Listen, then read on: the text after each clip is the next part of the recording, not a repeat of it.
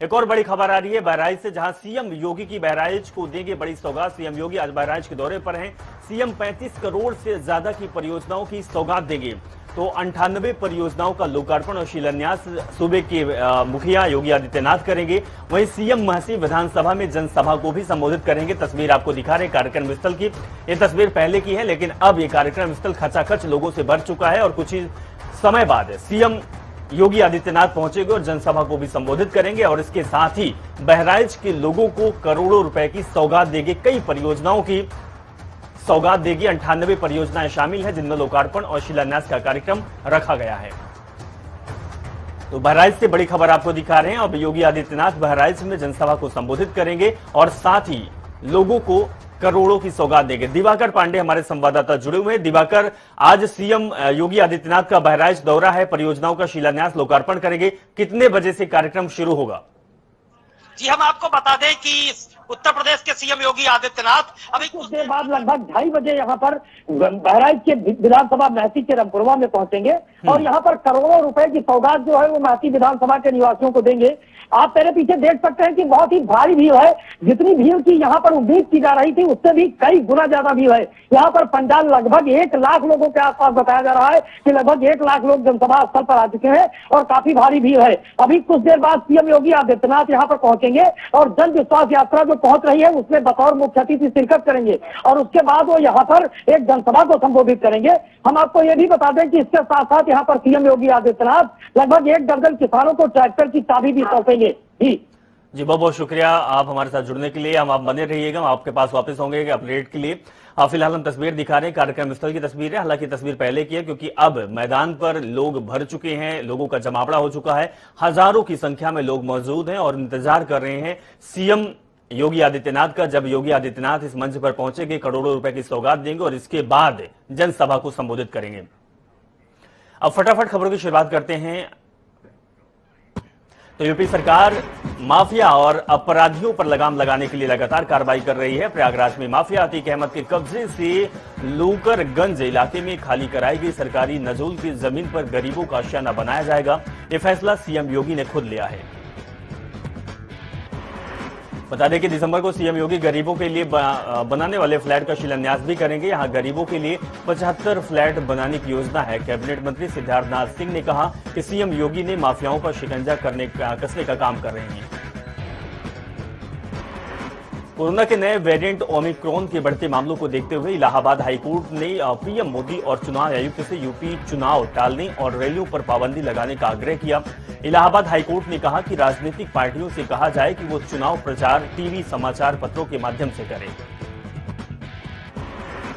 PM Modi ने अनुरोध करते हुए हाईकोर्ट के जस्टिस ने कहा कि पार्टियों को चुनावी सभाएं रैलियों को रोकने के लिए कड़े कदम उठाएं। जस्टिस ने कहा कि पीएम मोदी चुनाव टालने पर भी विचार करें क्योंकि जान है तो जहान है। कोर्ट ने कहा कि अभी पिछले दूसरी लहर में हमने देखा कि लाखों की संख्या में लोग कोरोना संक्रमित हुए और जान गंवाई है। ग्राम पंचायत के चुनाव, बंगाल विधानसभा के चुनाव ने लोगों को काफी संक्रमित किया, जिससे लोग मौत के मुंह पे गए। इसीलिए आगामी चुनाव को सरकार टालने पर विचार करे। केंद्रीय मंत्री स्मृति ईरानी आज से 2 दिन के अमेठी दौरे पर रही हैं, जहां स्मृति ईरानी रायबरेली, सुल्तानपुर और अमेठी का दौरा करेंगी। रायबरेली के सलोन विधानसभा के कार्यक्रमों में शिरकत करेंगी। इसके बाद डीह में आयोजित खेल महाकुंभ कार्यक्रम में भी हिस्सा लेंगी। स्मृति ईरानी अपने दौरे के दौरान सीएचसी में लगे ऑक्सीजन प्लांट का उद्घाटन करेगी। साथ ही प्रदेशपुर में विभिन्न योजनाओं का लोकार्पण करेंगी, जिसमें दिव्यांगों को ट्राई साइकिल देने का भी कार्यक्रम रखा गया है। बहुजन समाज पार्टी की मुखिया मायावती ने एक बार फिर प्रदेश संगठन में बड़ा फेरबदल किया है। नए चेहरों को बड़ी जिम्मेदारी दी है, जबकि पुराने को महत्वपूर्ण पदों से हटाया गया। कई जिलों और मंडल में बड़े बदलाव किए गए हैं। मायावती ने लखनऊ में हुई बैठक में बसपा ने प्रदेश के सभी 18 मंडलों के इंचार्ज और 75 जिलों के अध्यक्षों को बुलाया, जिसमें कानपुर बुंदेलखंड क्षेत्र की जिम्मेदारी एक बार फिर से नौशाद अली को सौंपी गई। अब वे मुख्य सेक्टर प्रभारी के तौर पर एमएलसी भीमराव अम्बेडकर के साथ जिम्मेदारी संभालेंगे। उत्तर प्रदेश में विधानसभा चुनाव से पहले आयकर विभाग की दनादन छापेमारी चल रही है। अब कानपुर के कन्नौज में इत्र कारोबारी पीयूष जैन के घर में इनकम टैक्स की टीम ने छापा मारा है और ये कार्रवाई कानपुर में उनके निवास आनंदीपुर पर चली है। कानपुर में हुई छापेमारी में अधिकारियों को बड़ी रकम हाथ लगी। जानकारी के मुताबिक आयकर विभाग की टीम उनके घर पर कार्रवाई के दौरान नोट गिनने की मशीनें लेकर पहुंची थी और साथ ही उनके घर के बाहर पुलिस बल तैनात किया गया। छापे की इस कार्रवाई को एक दिन पहले शिखर पान मसाले में हुई रेड से जोड़कर देखा जा रहा है। सूत्रों के मुताबिक कानपुर में छापेमारी के दौरान करीब 150 करोड़ की अघोषित रकम का खुलासा हुआ। आईटी विभाग को 90 करोड़ रुपए नकद मिले। इसी क्रम में कन्नौज में एक घर सीज किया गया जो इत्र कारोबारी पीयूष जैन का है। कानपुर में नोट गिनने वाली 4 मशीनें भी लगाई गई। अयोध्या जमीन खरीद विवाद में विपक्ष सरकार को घेरने में जुट है। दरअसल इस जमीन खरीद मामले को कांग्रेस और अन्य विपक्षी पार्टियां मुद्दा बनाने में जुट गई हैं। मुख्यमंत्री योगी आदित्यनाथ ने मामले की जांच के आदेश दिए। सरकार के विशेष सचिव राधेश्याम मिश्रा एक हफ्ते में जांच की रिपोर्ट सौंपेंगे। अयोध्या राम मंदिर पर सुप्रीम कोर्ट के फैसले के बाद अफसरों के रिश्तेदारों के नाम पर जमीन खरीद फरोख्त मामले में कुछ और तथ्य सामने आए हैं। आरोप है कि ट्रस्ट ने पहले आरोग्य के नाम पर दलितों की जमीन खरीदी, फिर उसी जमीन को 1996 में दान पत्र के जरिए ट्रस्ट के नाम करा दी। देश के विभिन्न राज्यों में कोविड केसेस में बढ़ोतरी और कोरोना में नए वेरिएंट ओमिक्रॉन के बढ़ने के मामलों पर देखते हुए उत्तर प्रदेश सरकार ने बड़ा फैसला लिया है। राज्य में शनिवार यानी कि 25 दिसंबर से नाइट कर्फ्यू लगाया जाएगा, जिसके तहत कल से रात 11 बजे से सुबह 5 बजे तक रात्रिकालीन कोरोना कर्फ्यू लगेगा। यूपी में फिर से शादी समारोहों पर फिर से आल्पिक पाबंदी लगाई गई है। शादी, विवाह आदि सार्वजनिक आयोजनों में कोविड प्रोटोकॉल के साथ अधिकतम 200 लोगों के शामिल होने की अनुमति दी गई। वहीं से कार्यक्रम की सूचना आयोजनकर्ता को स्थानीय प्रशासन को देना होगा। भारत में ओमिक्रॉन के कुल मामले 358 सामने आ चुके हैं। आंकड़ों की माने तो ओमिक्रॉन काफी तेजी से फैल रहा है। देश भर में सबसे ज्यादा मरीज महाराष्ट्र से सामने आ रहे हैं। वहीं रिपोर्ट की माने तो कुल मामलों में महाराष्ट्र में 88, दिल्ली में 67, तेलंगाना में 38, तमिलनाडु में 34, केरल में 29 और हरियाणा में कुछ मामले सामने आए हैं। मैनपुरी में बिल्डिंग मटेरियल व्यापारी की गला रेत कर निर्मम हत्या के मामले में सनसनी फैल गई, जिसके बाद सूचना मिलते ही मौके पर पहुंची पुलिस ने शव को कब्जे में लेकर पोस्टमार्टम के लिए भेज दिया और मामले की तफ्तीश में जुट गई। हरदोई के कासिमपुर थाना क्षेत्र में युवती की निर्मम हत्या कर शव को खेत में फेंक दिया गया। वहीं घटना के बाद इलाके में सनसनी फैल गई, जिसके बाद सूचना मिलते ही मौके पर पहुंची पुलिस ने शव को कब्जे में लेकर पोस्टमार्टम के लिए भेज दिया। ललितपुर के सदर कोतवाली क्षेत्र में 2 चोरों ने किराना दुकान में घुसकर लगभग 1 लाख रुपए के सिगरेट पैकेट और 12,000 नकदी लेकर फरार हो गए। वहीं चोरी की पूरी घटना दुकान में लगे सीसीटीवी कैमरे में कैद हो गई। कानपुर के चौबेपुर थाना क्षेत्र में तेज रफ्तार पिकअप ने बाइक सवार को टक्कर मार दी, जिसमें बाइक सवार गंभीर रूप से घायल हो गया। जिसके बाद सूचना मिलते ही मौके पर पहुंची पुलिस ने घायल युवक को इलाज के लिए अस्पताल भेजा। आगरा के डौकी थाना क्षेत्र में बाइक सवार युवक को दबंग ने जमकर पीटा, साथ ही दबंग युवक की बाइक और पैसे छीनकर फरार हो गए। जिसके बाद पीड़ित युवक ने थाने जाकर दबंगों के खिलाफ केस दर्ज कर पुलिस से कार्रवाई की मांग की। कानपुर के कल्याणपुर थाना क्षेत्र में अज्ञात कारण से 2 जनरेटर सहित 2 कारों में आग लग गई और देखते ही देखते जलकर राख हो गया। जिसके बाद सूचना मिलते ही मौके पर पहुंची पुलिस और फायर ब्रिगेड की टीम ने कड़ी मशक्कत के बाद आग पर काबू पाया। जालौन के उरई कोतवाली क्षेत्र में नशे में धुत मोरंग माफियाओं ने मेडिकल की छात्राओं पर गाड़ी चढ़ा दी, जिसमें कि सभी बुरी तरह जख्मी हो गई। जिसके बाद घायल छात्राओं को इलाज के लिए अस्पताल में भर्ती किया गया। घटना के बाद कार चालक फरार चल रहा है। गाजियाबाद में ऑटो चालकों ने हड़ताल का आह्वान किया है। दरअसल ऑटो ट्रेड यूनियन का आरोप है कि उन पर एक आदेश थोपा जा रहा है। आदेश में कहा गया कि ऑटो के रूट निर्धारित कर दिए जाएंगे। ट्रैफिक डिपार्टमेंट ने पूर्व में मीटिंग करके कुछ ऑटो यूनियन के लोगों से बातचीत की थी। महोबा के महोबकंड थाना क्षेत्र में अवैध शराब कारोबारियों के खिलाफ चलाए गए अभियान में 2 थानों की संयुक्त पुलिस टीम ने कबूतरा डेरा में अभियान चलाने में 2 अवैध शराब की भट्टियों और शराब बनाने के उपकरणों सहित 720 लीटर अवैध देसी शराब बरामद की है। प्रयागराज में संगम की रेती पर हर साल लगने वाले माघ मेले की जमीन का आवंटन का कार्य शुरू हो गया है। सबसे पहले परंपरा के मुताबिक डंडी बाड़ा यानी कि डंडी सन्यासियों को जमीन आवंटित की जा रही है। फर्रुखाबाद के कायमगंज कोतवाली क्षेत्र में कुछ दबंगों ने युवक के पैर में गोली मार दी, जिसके बाद गंभीर हालत में युवक को जिला अस्पताल में भर्ती किया गया। वहीं सूचना मिलते ही मौके पर पहुंची पुलिस ने एक आरोपी को हिरासत में लेकर मामले की छानबीन में जुट गई।